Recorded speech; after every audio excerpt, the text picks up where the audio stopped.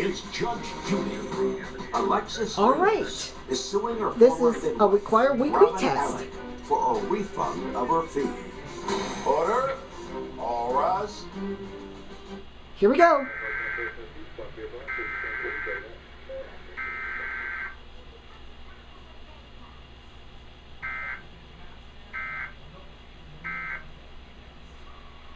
Hired the defendant to act as sort of a midwife to deliver your baby. Is that your first baby? Yes, correct. And you wanted a water birth. Sure. Did you say Yes. All right. What? That was A weekly test? the The EAS system?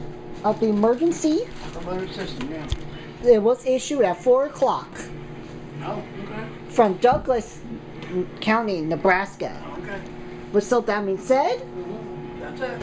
stay tuned for the early night weekly test. Yeah, that's around midnight or so? Yeah, or the middle of the night. Yeah. Well, don't stay up too late. With so that being said, And that's it. that's it. Good night. Thanks for watching. Yep, that's it. Good night.